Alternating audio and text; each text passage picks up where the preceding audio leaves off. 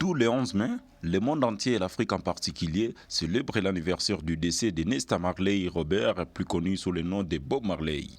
Chaque année, la commémoration de la mort de ce dernier révèle des atouts particuliers dans des villes africaines. À cet effet, des émissions radios et télévisions entières lui sont consacrées.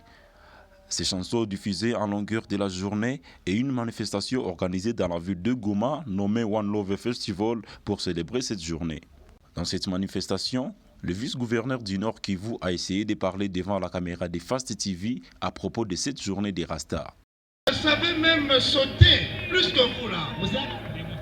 En effet, j'ai découvert quand je suis arrivé à Bruxelles, à l'école militaire, c'était le reggae. Alors c'était Bob Marley, c'était Jimmy Cliff of Babylon, do you know it? C'était notre époque, vous me volez mon époque. Par ailleurs, l'acteur politique honorable Patrick Colombe, présent dans cette activité, a aussi donné ses arguments face à cette journée et aux personnes les plus concernées. Voilà, je suis très content aujourd'hui d'avoir participé à cette journée de l'anniversaire de Bob Marley, qui est aussi l'anniversaire, le grand jour du mouvement Rastafari, un mouvement dans lequel moi personnellement je grandis car j'ai chanté dans Djem Djem avec le collègue Jean de Dieu, les gens comme Léhi Sabak et les autres. Voilà, donc je suis très content d'avoir participé à ça parce que le mouvement Rastafari c'est comme une religion, c'est quelque chose qui nous indique une foi de l'amour du prochain et une détermination de s'élever et de se battre pour ce droit.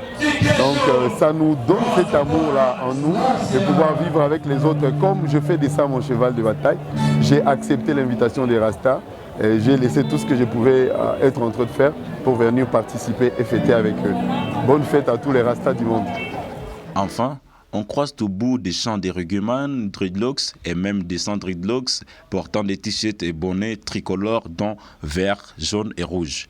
Parmi eux, quelques-uns se sont exprimés devant la caméra de Fast TV. Urasta sio jinsi watu wanawaza. Watu wengi wanadhani kama mrasta ni mfuta bangi, ni mtu wa tabia mbaya, ni mtu ambaye hakusoma, ni mtu ambaye hana maana kwenye jamii.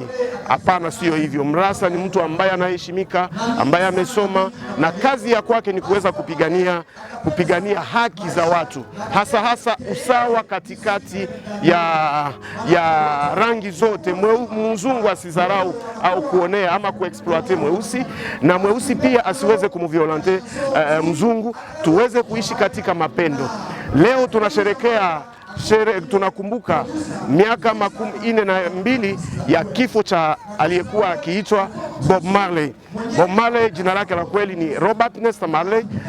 Alikuwa nini? Alikuwa mwanamuziki na ni yeye ndiye ametapanya duniani kote urasta na music ya reggae. Unajua music ya reggae imetoka Jamaica na yeye ndiye ameweza kuitangaza ulimwenguni pote. Urasta ni maisha ya kila siku.